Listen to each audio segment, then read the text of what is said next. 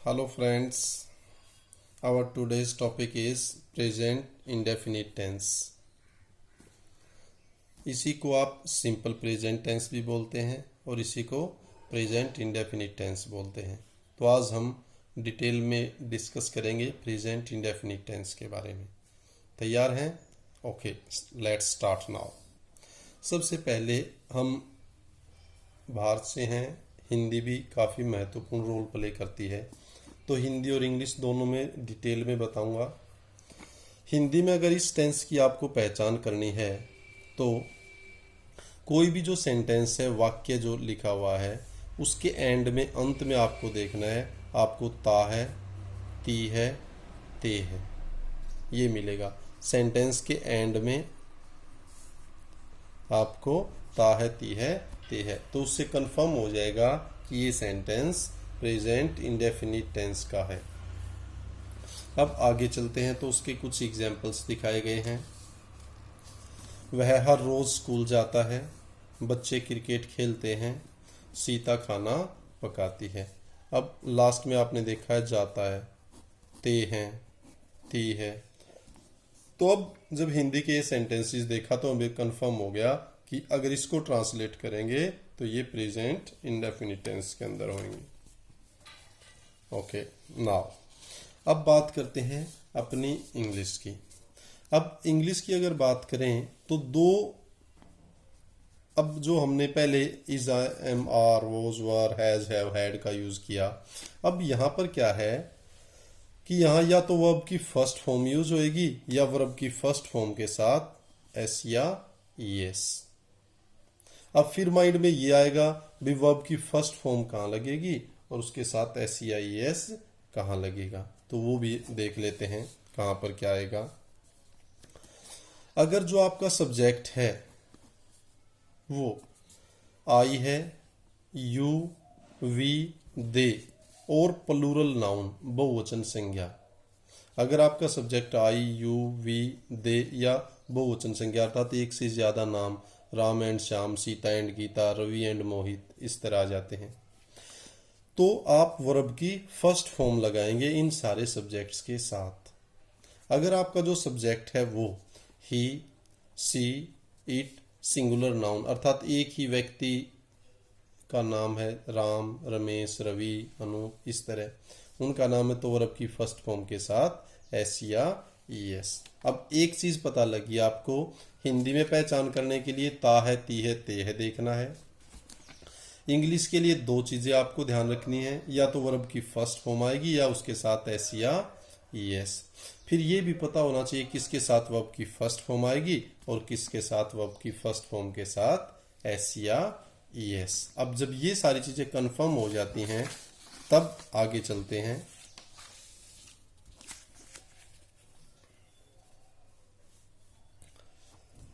अब सिंपल जो सेंटेंस बनेंगे, सेंटेंस वही 4 टाइप्स के ही होंगे जैसे पहले इज, एम, आर में थे, वोज, वर में थे।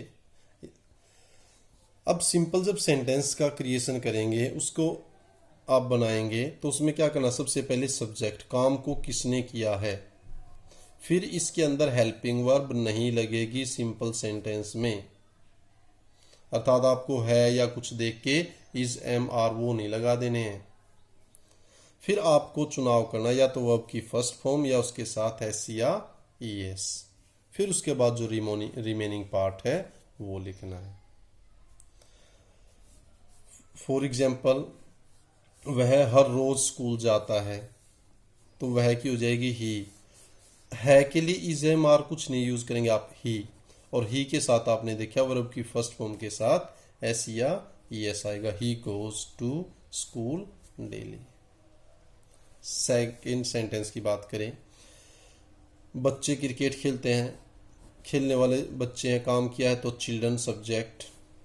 अब देखा ये प्लूरल है, बहुवचन एक से ज्यादा है, तो वर्ब की फर्स्ट फॉर्म आएगी, चिल्ड्रन प्ले क्रिकेट, और कोई हेल्पिंग वर्ब सिंपल सेंटेंस में नहीं आएगी। सीता खाना पकाती है, सीता सिंगुलर है, एक वचन है, सिंगुलर नाउन है, वर्ब की फर्स्ट फॉर्म के साथ एस या ईएस हो गया, फूड, सीता कुक्स फूड। अब जिस तरह हमने ओरों में किए थे, इसके अंदर भी नेगेटिव सेंटेंस, अब नहीं वाला, नोट वाला जो सेंटेंस है वो नकारात्मक जिसको आप कहते हैं, और इंटेरोगेटिव क्या वाले पर्सनवाचक। अब इस तरह के सेंटेंस भी चाहिए, लेकिन जब हमने देखा सिंपल सेंटेंसेस में तो हेल्पिंग वर्ब थी ही नहीं, और नेगेटिव और इंटेरोगेटिव बगैर हेल्पिंग वर्ब के पॉसिबल नहीं है। इसका मतलब हेल्पिंग वर्ब चाहिए। तो इस टेंस के लिए सिंपल सेंटेंस में कोई हेल्पिंग वर्ब नहीं होती। अब यहां क्या होता है, दो हेल्पिंग वर्ब है इसके अंदर, डू और दूसरी डज। फिर माइंड में वही क्वेश्चन क्रैक करेगा कि डू किसके साथ आएगा और डज किसके साथ, वो भी बता रहा हूं। आई, यू, वी, दे या प्लूरल नाउन बहुवचन संज्ञा है, एक से ज्यादा है, तो उनके साथ आएगा डू हेल्पिंग वर्ब। और अगर आपका जो सब्जेक्ट है वो ही, सी, इट या सिंगुलर नाउन अर्थात एक व्यक्ति का या एक किसी का नाम है, सिंगुलर है, तो वहां आएगा डज। दूसरा एक और आसान तरीका, अगर कई बार आप यूं कंफ्यूज होए कि भाई डू आएगा या डज आएगा, तो वहां आपको देखना है ये वर्ब की फर्स्ट फॉर्म ही तो है डू, और ये वर्ब की फर्स्ट फॉर्म के साथ एस। इसका मतलब जहां वर्ब की फर्स्ट फॉर्म एस लगता है वहां डज, और जहां वर्ब की फर्स्ट फॉर्म लगती है वहां डू। अब ये चीज बतानी जरूरी थी, जब ये आ जाएगी तो अब आगे कोई दिक्कत ही नहीं आने वाली आपको। अब आप इजीली इसको कर सकते हैं। देखें,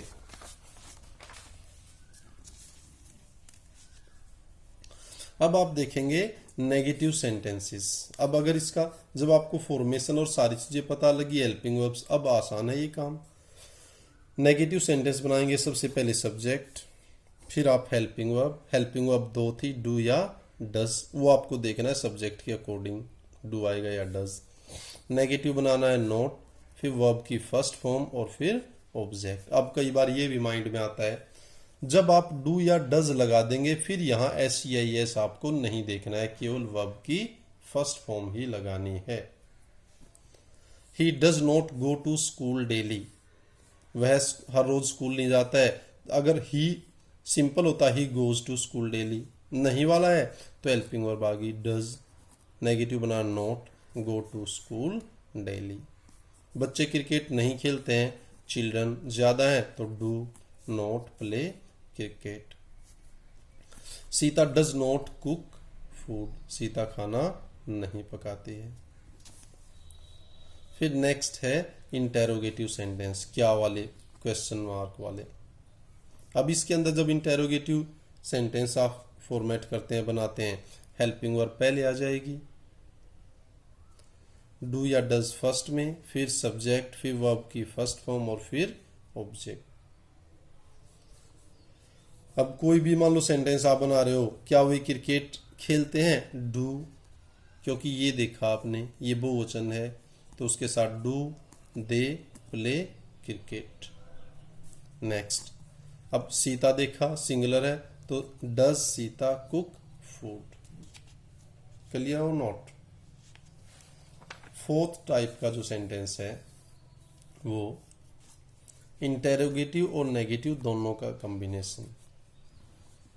अब इसमें भी क्या है, जब इंटेरोगेटिव है तो फर्स्ट में हेल्पिंग वर्ब डू या डज, वो सब्जेक्ट देख के आपको लगानी है। सिंगुलर है तो सिंगुलर वाली, प्लूरल है प्लूरल वाली।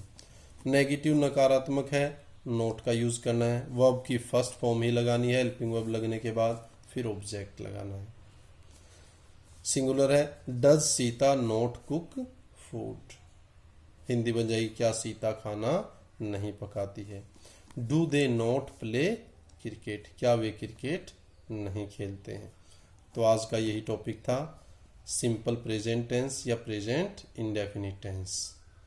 Please like, share and subscribe my YouTube channel. Thanks a lot. Thank you.